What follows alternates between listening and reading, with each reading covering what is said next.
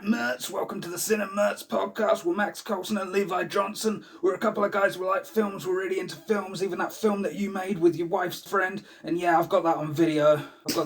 Mate. You don't want that to get uploaded? $2,000. You hear that, Steve? Today we watch Pain and Gain. Hells yeah. Really weird movie, but I actually really enjoy it. So, I'm going to preface this by saying I fucking love this movie. It's genuinely one of my favourite films of the 2010s. And it's got some stiff competition. I've seen some really good movies. And some, I will say this, objectively better movies than this. However, I fucking love it. It's flawed. It has a lot of flaws. But look, sometimes personal taste rules over everything else. And this movie's great. I fucking love every second of it. I've watched it like twice this month. Jeez. I found myself kind of going, Mark Wahlberg's in a movie, definitely not watching that, and that's how I didn't see Pain and Gain. I don't know what it is. I personally find him really, really irritating. Something about his face. I just hate it. I can see that, to be honest. I don't get it, but I can see why someone would. I'm sorry, Marky Mark. It's not your fault. You're probably a pretty cool guy in real life. Okay, I suppose I should do the plot rundown. So it's very loosely based on a true story about the Sun Gym gang, who are a group of weightlifters. In real life, there were 5 of them. In the movie, there's 3. And they initially found and kidnapped a guy who in the movie is called Victor Kershaw. And they kidnap him in order to effectively seize his assets, get him to sign over everything to them. Well, things go south, let's put it that way. I don't want to get too into spoilers towards that end of the movie. It's kind of crazy that this is based on something that happened. This is twice now. We've got like 2 movies based on something that happened. Yeah, it could not be more different. Very, very different. Yeah, the whole turn of events, how they're inspired to get into this. Well, I suppose the best thing to get into is so Mark Wahlberg's character, Danny Lugo. The way he's portrayed in the movie is that he is this guy who's basically obsessed with the kind of fetishization of the American dream, right? So he goes to seminars held by a guy called Johnny Woo. He reads biographies. When he lists all his heroes near the beginning of the movies, they're all fictional. Yeah. He's like, all my heroes are self-made men, like Rocky. like Rocky, all the guys from The Godfather, Scarface. He believes that he is also owed something because of the fact that he's spent his life attaining what he considers physical perfection, and that to him isn't valuable in and of itself. He thinks that he is owed a career, owed money, owed value in his life based off that fact. Why the dude didn't try and go into modelling? See, this is the funny thing, because obviously when you see the shot at the end of the actual Danny Lugo, and it becomes very clear why he didn't go into modelling, because he was like if Zach Braff from Scrubs trying to get really buff. no chin going on whatsoever. It doesn't matter how ripped you get, it's just not happening. Okay, so he ends up recruiting chin exercise. Well, first his friend, who I can't remember the actual actor's name. It's Falcon from Captain America. And he is amazing in this. He has erectile dysfunction due to steroid use. Which his friend Danny pushed him onto doing so that he could get the perfect body. Yeah. Like, it's amazing how the Falcon's life is constantly made worse by associating with Danny, but he keeps doing it. Same with Paul. But there's that perfect line that's in there, though, that you pointed out where he's like, I knew he was making it up, but it didn't matter because we were going to be rich. Like, he knows Danny is full of shit. But, he's like, whatever, it's going to be great. And that's a great thing as well, because Danny is full of shit. Throughout the whole movie, he talks really confidently. He's constantly acting like he's the expert in any given situation, and he's always wrong. The things he say are often immediately identifiable as wrong. There's one part in the latter half of the movie where he points at a dog and goes, "That Yorkshire's worth $12,000 if it's thoroughbred," and it's not a Yorkshire, it's a Chihuahua. he has that level of confidence where it doesn't matter that he's making it up. He believes it. Yep. You know, he makes these plans to kidnap Kershaw, which, funnily enough, as ridiculous as some of this gets, that's all pretty much true. The way they went about kidnapping him, they did go to his house first. I don't know if he was having a meal, I don't know if that's what was actually happening, but they got spooked and they ran away. There was another one that was out in a parking lot. I think they actually did get the wrong car. Once again, I think they probably would have had an opportunity, but again, they got spooked and left. I think there was even another attempt after that in real life. Jeez. Eventually, they got him again in a public place. That was genuinely real. They genuinely did it outside the sandwich shop he ran. Jesus. These guys. It's freaking terrible. I'm still shocked that they weren't immediately caught. So, okay, in real life, they were... I don't want to get too into the real life side of it. One, because I'm no expert. But also because that's not really what the movie is. What I will say is the movie definitely heightens certain things, and part of that is heightens their stupidity in certain areas. For instance, when they actually got Victor Kershaw to sign away his life to them effectively, that what in real life they had him sign everything away to shell corporations rather than things that were directly connected to them. Hang on, that's a lot cleverer than I would give them for. Oh, yeah. They weren't complete idiots. Bear in mind, Danny Lugo, as it points out in the movie, right near the beginning, was arrested for fraud prior to that, and he was running a pretty successful campaign prior to that of basically sorting out loans for people and then not giving them the money. So basically, they put up money up front, administration costs, and he does a runner with that money. He'd been doing it for a while when he got caught. I know that. A real life Wolf of Wall Street, right there. Yeah. Even though the Wolf of Wall Street is also a real life guy. Also a good movie, but one I've only watched once because Scorsese movies. Oh no, I'll just watch them once. You know, whatever. A Michael Bay movie. Hey, Mike. Although I will say this now. I'll say this now because I've said this since I first saw that movie. If this movie had been made by anyone else but was exactly the same, people would have way better things to say about it. If Paul Thomas Anderson had made the exact same movie, shot for shot, it would be critically acclaimed. Yeah, I don't think there's anything wrong with the movie. It has its flaws, and a lot of those it has the trappings, I guess, of a Michael Bay movie. For instance, women are scenery. I'm not gonna lie. I thought we were gonna because there were a couple of things that I was keeping an eye out for. There was the Rock gets the rising, rotating camera shot. Yeah. Like he gets that. They had the Bad Boys 2 camera going through a hole in the door into like one scene and then traveling through another. Like while the camera keeps going round and round. They kind of do that almost twice. They echo that with those kind of hidden edits where they go the camera passes through things. I totally thought when a certain person dies and she's got breast implants, I was like, are we really gonna do like this again from Bad Boys 2 where like he's playing with like her titty? It's like, stop playing with the dead titty. Like, I was like, it's like oh my god. I would say it's a little nod to it. Yeah, it's probably a nod, but like, yeah, like this time he didn't go for it, which I was actually quite thankful. Yeah, it also does tie in with the plot. I'm not going to get into how, but it is one of the most amazing parts of the movie because it is 100% true. Jesus. There are some bizarre things about this case. It's really interesting to read up on. I would suggest watch the movie first because it's really good to watch as a self-contained movie, but afterwards, just read up on it. It is so bizarre. Well, I think the movie does a good job of kind of making you want to find out more about it. There was one bit where it totally quelled one of my questions because one person was like, I'm going to become a movie star. And I was like, how did that go? And then they kind of summed it up like, it didn't. All right. Yeah, also, again, a weirdly true thing of basically is this stripper that Danny Lugo starts dating and then gets to start dating Paul later on to basically get him to stop being so close to Vic Kershaw. And he does this by telling her that he's in the CIA, which genuinely happened. I guess if you're just a stripper, you're like, yeah, I'll take it. Like, why not?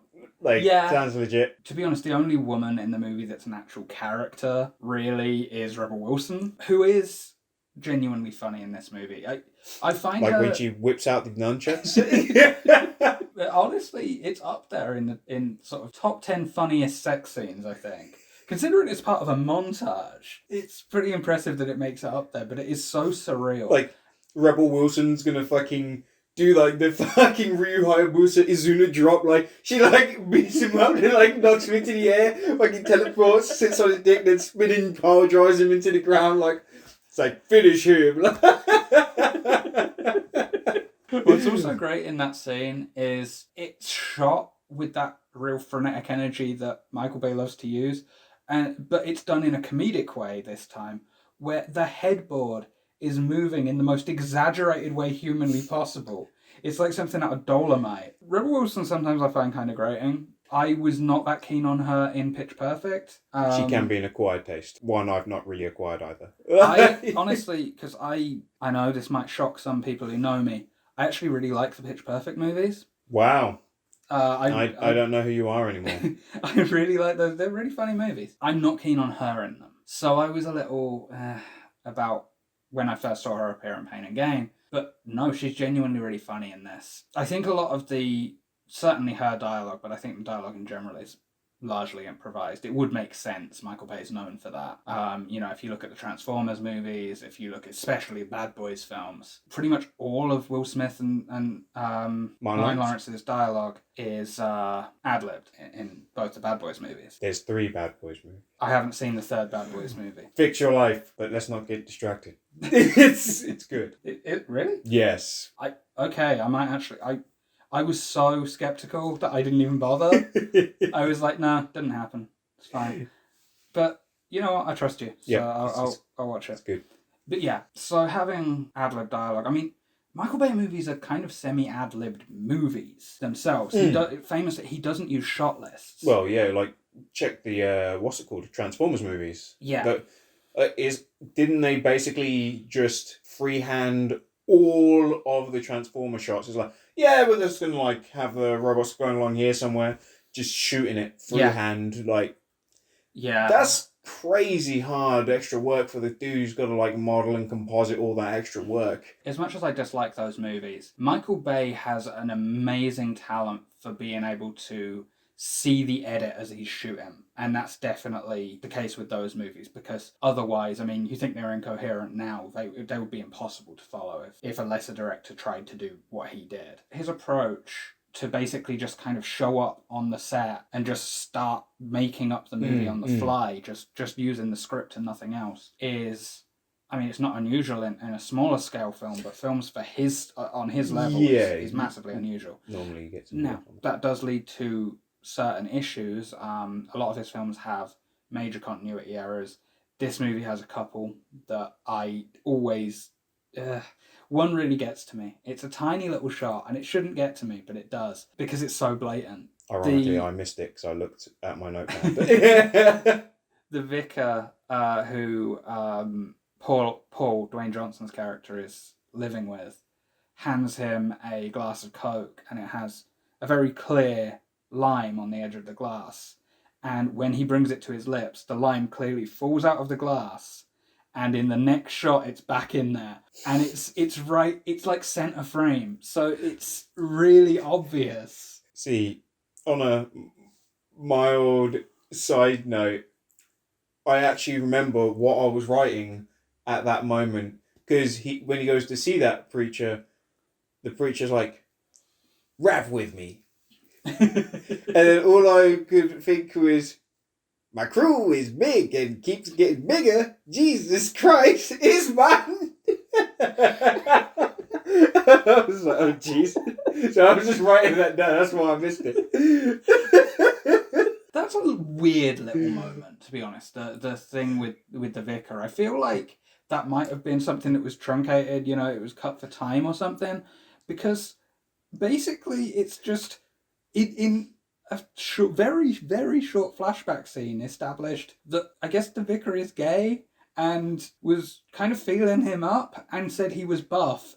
and then Paul just beats the shit out of him. And it just kind of happens very, very quickly in an edit, and it's gone. And I mean, if we're talking about the trappings of a Michael Bay movie, that's a big one, because he does this. He kind of lets the film fly past things that would have been more dwelled on in any other movie. I guess it's just there to say that Paul is out of options now because he can't stay with that guy anymore. So he's like, I have to do your crimes. Yeah, I think it's two things. I think there's that side of it because, you know, yeah, he's out of options, which means he has to join the crew. Also, it establishes something that should be obvious, but he's not a nice person. Because I feel like in the first half of the movie, he is kind of established as the stupid yet nice one. Yeah, So like to have that darker side to him, to have that more violent, aggressive side to him is necessary for later on in the movie. I did write down that The Rock's character is a giant child, essentially. Like Yeah. he's literally just a kid in The Rock's body, kind of. Which I do partly go like this is actually one things that also kept me from watching the movie after I already knew about it, which was I was like, this is kind of weird tonally though, guys. Like, these people really died. Like, should it be a comedy? Like, That is a criticism I've heard levied towards the film before, and I see it. I do see it. I think on the flip side, though, it works really well because something about this particular story really fits Michael Bay's attitude towards comedy, which is everyone's a horrible person and deserves everything bad that happens to them ever. yeah, like, I feel kind of bad because, you know, you shouldn't want people to die. But, like, because I was like, but, like, did they write a book about it and now we're making money off them telling the story of how, you know, they did these crimes and, you know, these people died? It's like, I don't know if I want to be paying these people for that. And then it's like, I don't know if it's major spoilery, but basically they ain't getting out of it. Like, No. yeah. So I was like, okay. Although you know it what? is worth pointing out that I don't think any of the actual assailants are dead. Danny Lugo in real life, I think, is still on death row.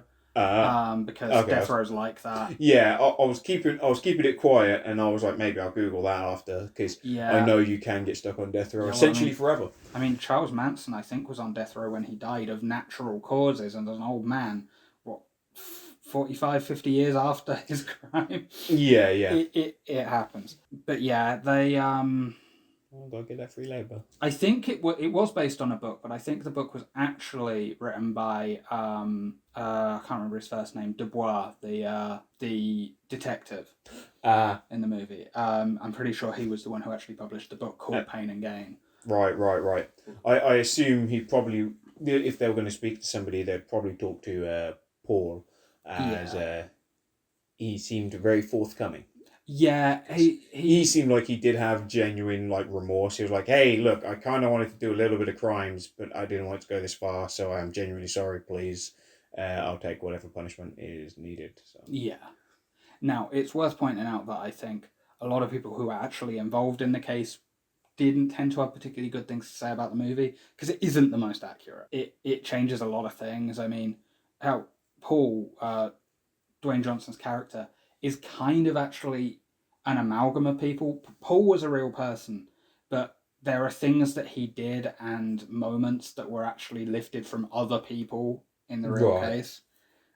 Because again, there were people who were kind of involved and then they left the gang and then other people joined. It wasn't as clear cut as the movie. I did like how, to tell the passage of time, they used, what's the guy who got kidnapked's name again?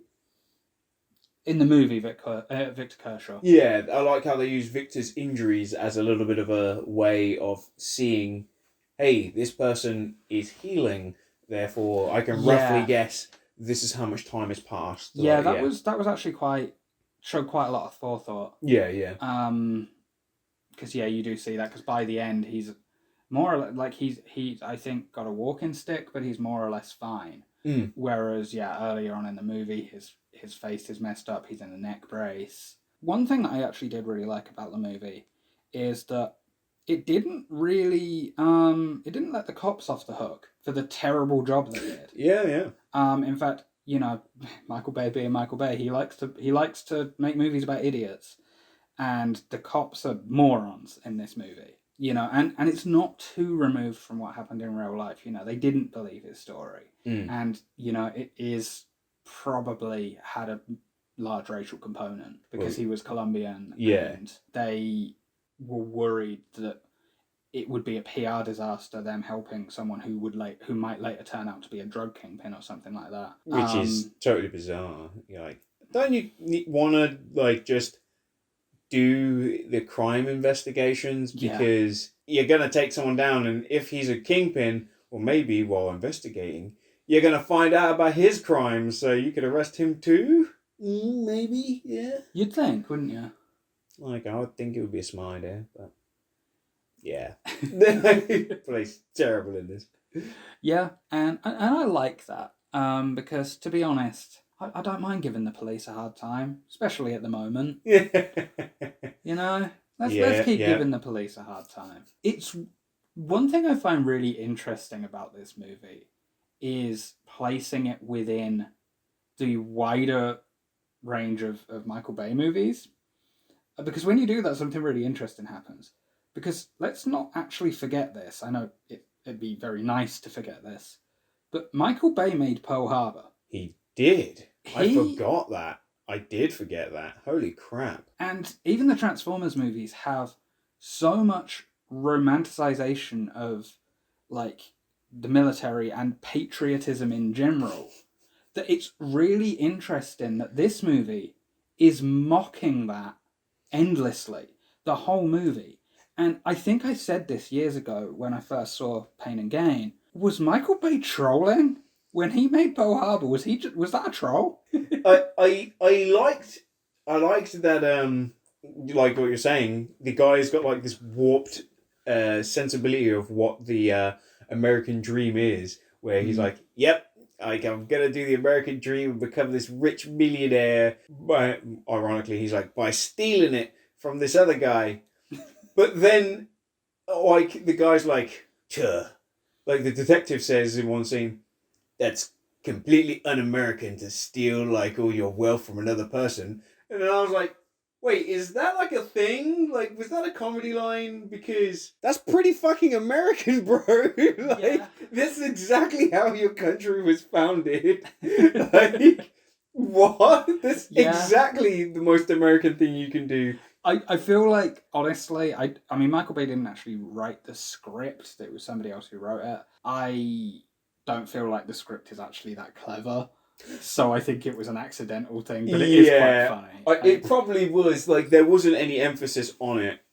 No. So I don't think it was meant to be a thing of, like, but when he said it, I was just like, did he realise he did that? I guess that's the caveat to what I was saying earlier, is that Danny Lugo, he is a moron and he is obsessed with patriotism, but also it is kind of hinted a lot of the time, or straight up mentioned, that he's just doing it wrong. The American dream isn't the problem, it's people who misinterpret it. That said, the way it approaches the satirical elements are so well done. It is like he is definitely mocking certain aspects. One thing that I noticed is the score. Like, a lot of the time, especially towards the beginning and the end, it sounds like The Social Network. It sounds like a biopic of Up by the Bootstraps American Dreamism, and that cannot be an accident.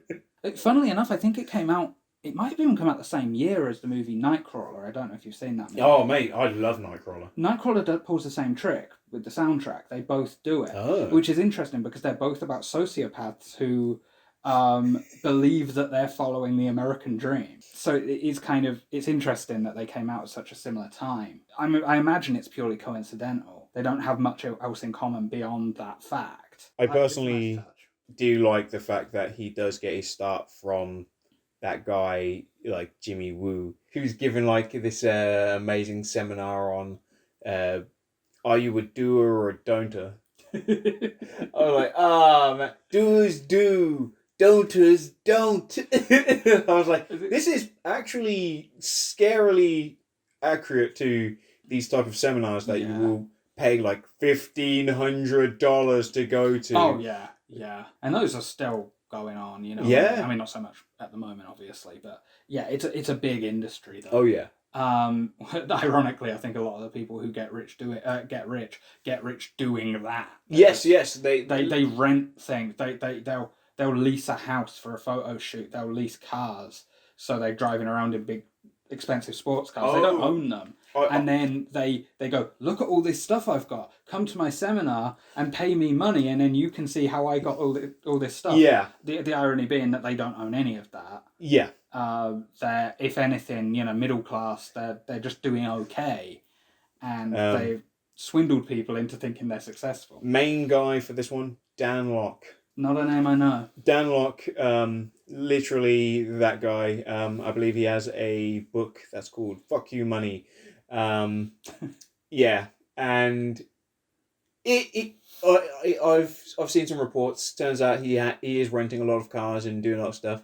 But yeah, his main money generation is I'll run a seminar and have people come in and say, "How do I get all this money? Tell me." And then he just makes up a story, and that's basically it over and over again. Yeah. So I did find it kind of funny that was also the springboard for like these guys to like end up like going crazy. It's like most people ruin their lives with these things the other way. They keep paying them over and over and don't learn anything.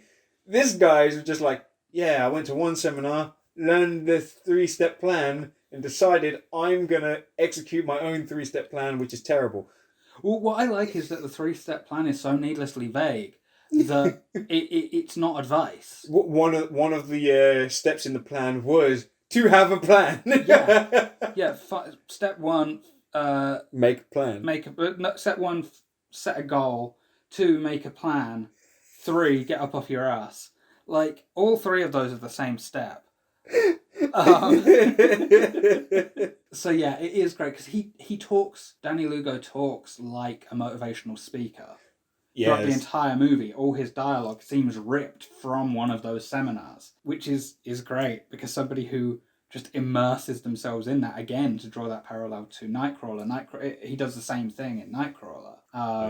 Where all of his lines are like talking about, he talks again like a motivational speaker, like somebody who's written a book on business. Yeah. Because he's just absorbed that, but he's a sociopath. So, the idea of keeping that within the remit of things that don't hurt other people would not occur to him. Also, that's everyone who's successful under capitalism. I wasn't sure how political we wanted to go because I was like, I'll float by on why are they so desperate to get rich.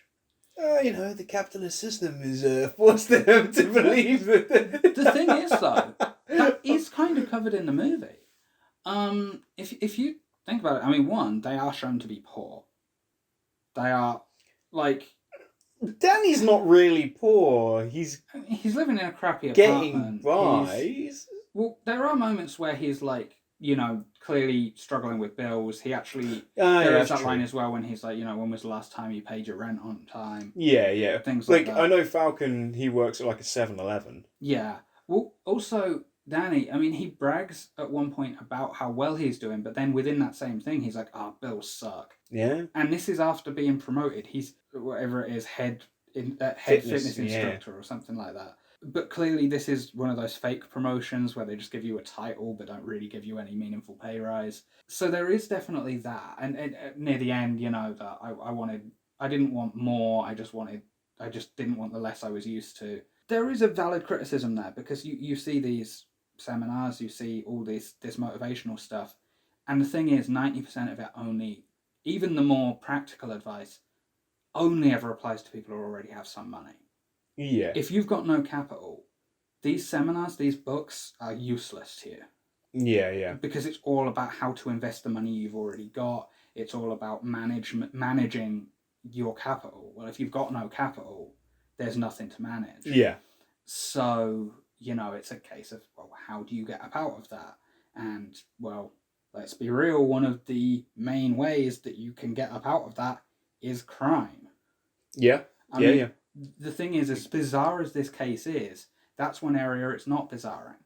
You start off doing crime and then you integrate into a community and you legitimize. The thing is, they didn't because they were shit and they were idiots. Yeah. So they kept ironically, going back to doing crimes. they kind of actually did work. There is almost a bit of a they would have gotten away with it too if it wasn't for Paulie's like drug habit. That's one thing I did find interesting was the blurred lines between rich people crime good, poor people crime bad. Because there was this thing where they were kind of like, hey, we found out that all of this, like, you signed these documents over. Turns out, though, like, obviously it was all fraudulent. It's like, okay, so you just return his assets then instantly. Like, you just go, nah, mate, like, give that stuff back. They're like, well, technically we can't do that because of, legal stuff. What?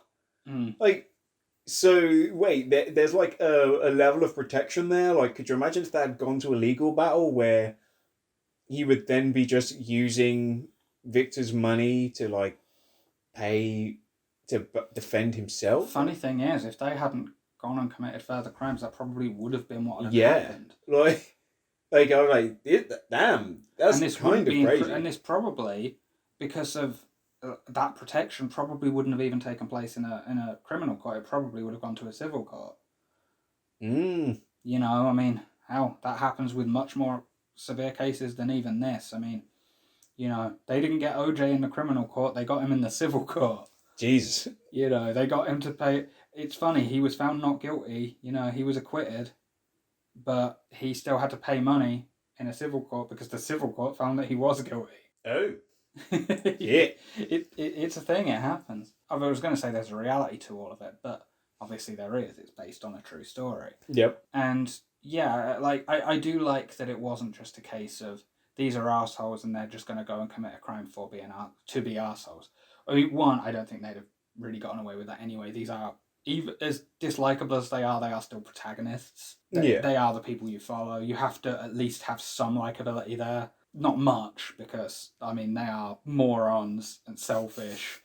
And the most likable one is probably Falcon. Do you think? Yeah. I found The Rock's man-childish, like, behaviour quite endearing. I mean, kind of, but... They're all pretty reprehensible. Here's the thing.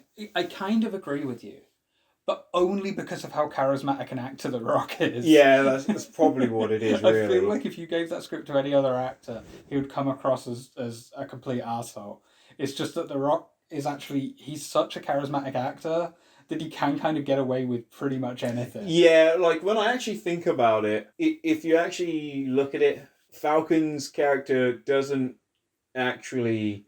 not do anything, but like he hasn't got a scene that kind of makes him more reprehensible than everyone else. He's basically for the whole movie just kind of along for the ride. Yeah, I mean, he does something quite bad at the end, but it is accidental. Yeah, it's interesting actually because yeah, you're quite right. I think you are right because the Rock's character he beats up a guy because the Rock is a bit of a homophobe. He is talked into running over Victor Kershaw. Someone who, out of the three of them, he's the one who considers Vic his friend. But he's still talked into just running him over to kill him. I will say there's a lot of manipulation in there. There is a lot of manipulation in there. There's a thing of, well, you've got to do it. They're already there. Like, you're in a lot of trouble. And not only that, they're like, he's in a lot of pain. He's suffering. Why are you leaving him to suffer? Although I did notice, and this is clearly an intentional move because there was no reason for it to happen any other way, he's no longer on fire by the time he's run over. Yeah, I know. So it's, again, clear that this is a manipulation tactic, not anything truthful. Although, again, I do kind of think that burning someone to death, not drawing the line there, but then drawing the line at running them over is a weird place to draw the line. Sorry, I just remembered the fact that he put his seatbelt on. There are a lot of great little moments where their incompetence becomes just comedy gold. There is that moment. There's another moment later on while Danny Lugo is on the phone and Paul is waiting to write down some notes. I don't want to get too specific, but it is such a funny Really funny scene. Okay, so I'm not going to say who or what the context is, but there is a scene in which The Rock grills someone's hands. I was hungry for hands, and I cut them off and cooked them up and ate them. It's honestly hilarious. The way it's presented, the way while he's grilling them on a barbecue outside, and there's a woman who steps out of the house and he cheekily waves at her while grilling two pairs of human hands. It just, every so often the film crescendos into this just real, pure absurdity. I enjoy the fact that at that moment as well, you know, they got a nice, lovely low angle shot, and it's like, remember, this is based on a true story. It turns into this real like oddball comedy at certain moments, particularly the scenes involving the Rock. I keep calling him that. Paul is the most cartoonish of the three. Like, you described him as being like a man-child. Yeah. And most of the really ridiculous scenes tend to be the ones with him in them, although all of them get their moment of pure cartoonish insanity. You have, I think, my favourite one with Danny Lugo is when he's playing basketball against a bunch of children and he's trash talking them, body slamming them to the ground and just generally bragging at them. And then there's this great moment when Paul walks past the kids with his stripper girlfriend, and Mark Wahlberg leans in and looks at the kids and goes, "You like that fine Russian pussy?"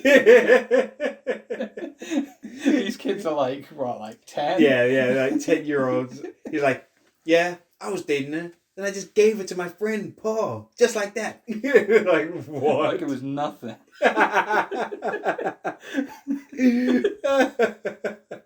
What I really like is that the kids aren't, the way they direct the kids, they don't look impressed. They just look kind of bewildered.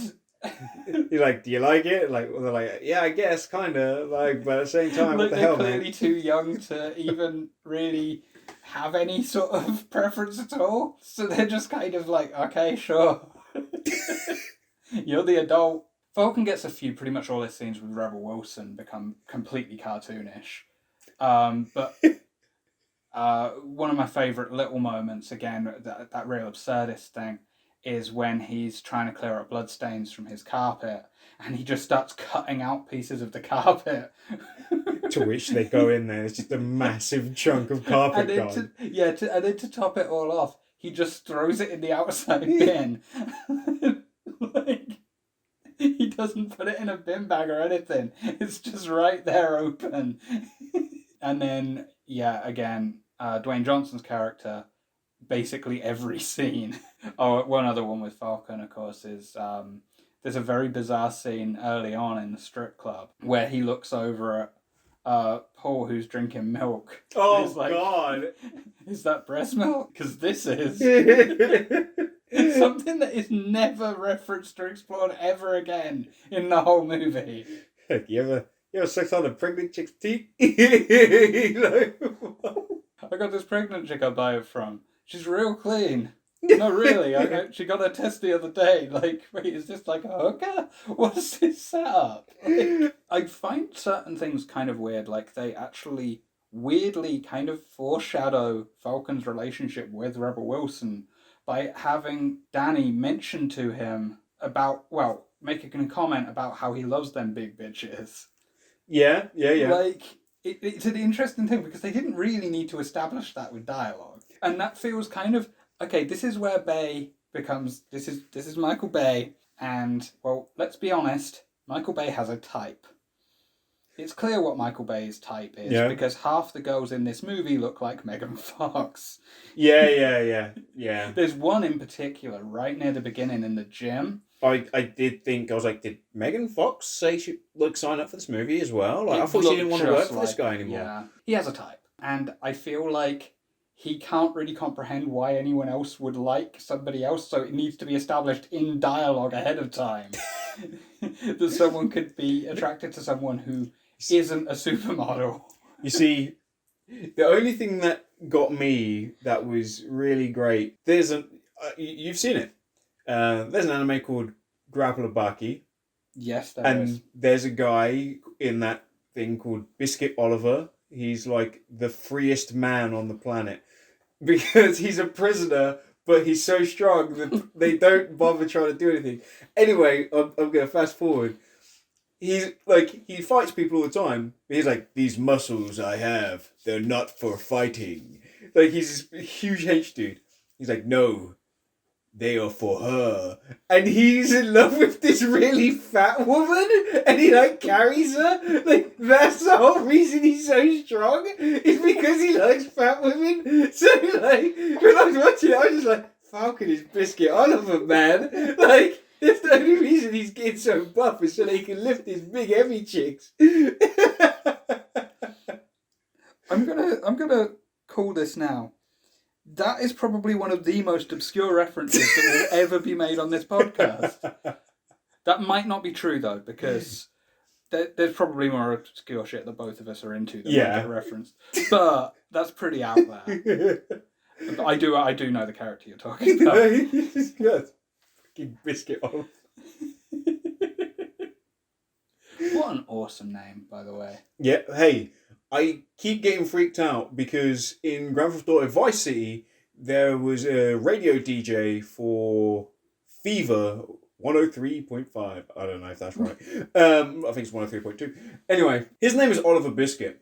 So I'm like, that's odd. Is this a thing? I feel like it can't be. Like, was there a black guy called Oliver Biscuit or something that they're referencing? Like, I've looked, I couldn't find, when I say I looked, I did like one Google search and it was like, well, it's not right there on the first page, like, fuck it. I feel like there's no way there could actually be a connection there. I feel like that's too... It's actually weirder that there would be a link than that it's coincidental. Anyway, Pain and Gain. Yes. I don't want to be like an ultra snob or anything. Like, aside from the quote-unquote recycled shots from Bad Boys, I wasn't amazed by the cinematography. It was just... It's a surprisingly held back movie for Bay. That said, it's got all of the shots you expect there to be, but it's definitely not Bayham. The closest you get is a scene right at the end, and that's not anything close to something you get in Bad Boys.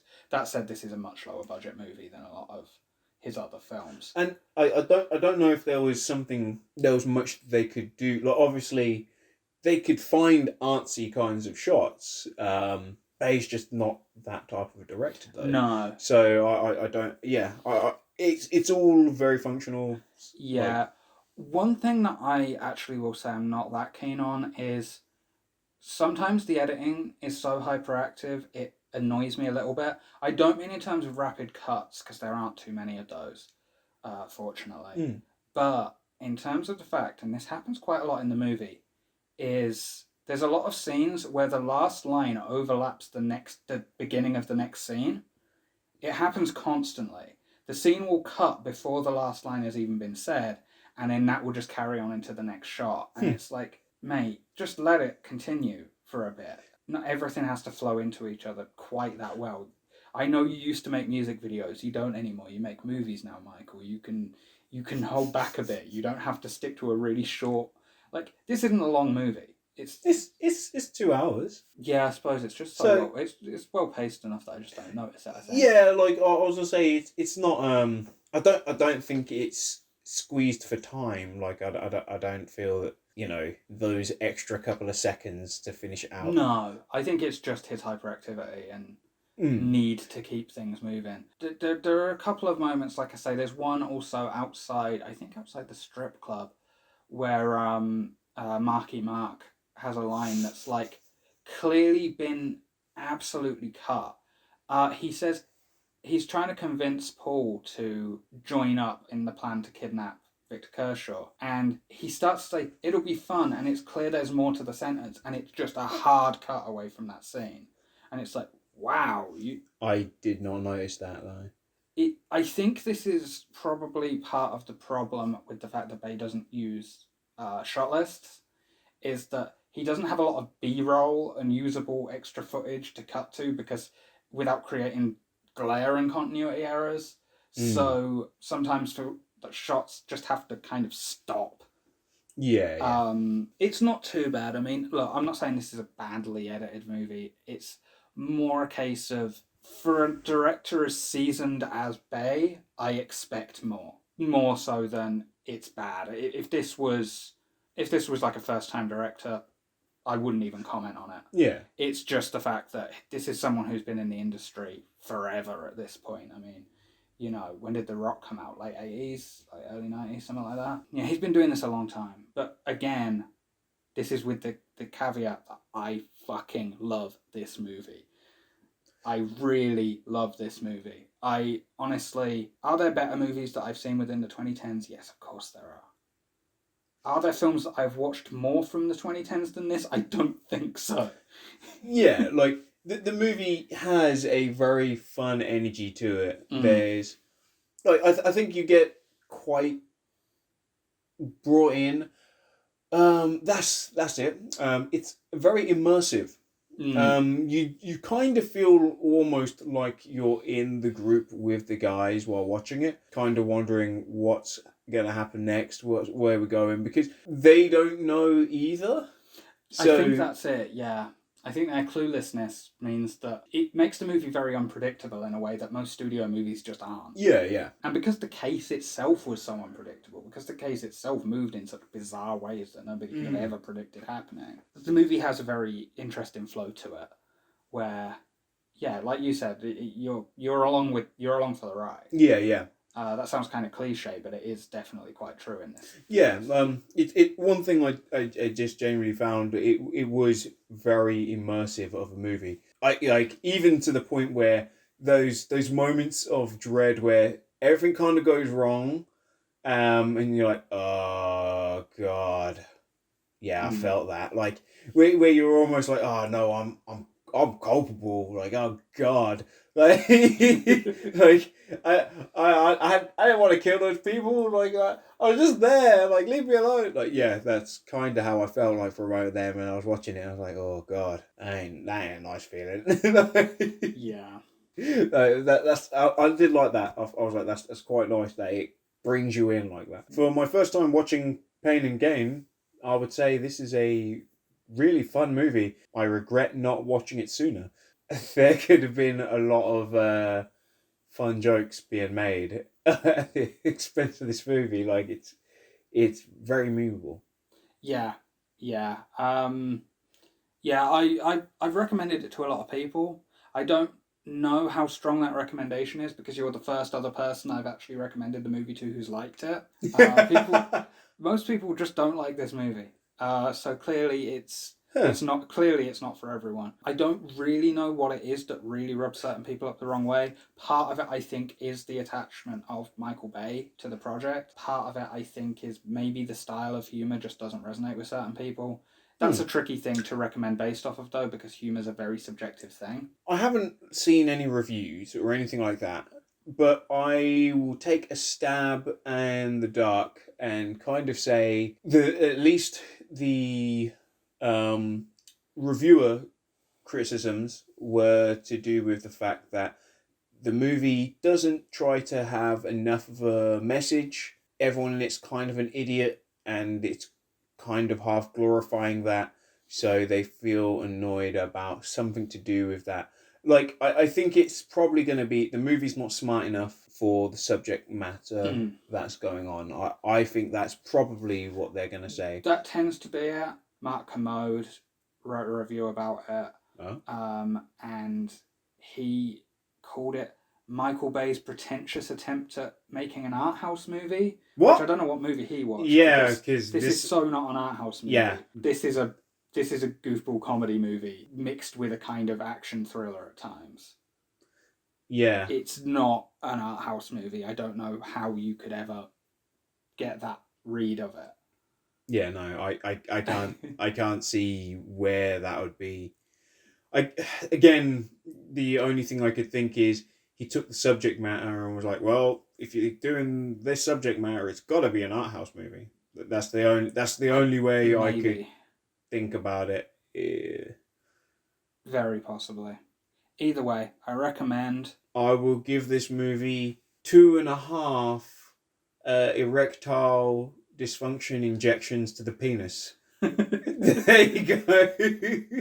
2.5. That's probably 1.5 more than you need. I don't know if there's a good thing or bad thing, like what's going on. What happens if you overdose on erectile dysfunction injections? I don't know. Am I going to Google that later? Probably. And with that, Ian Beale. Ian Beale.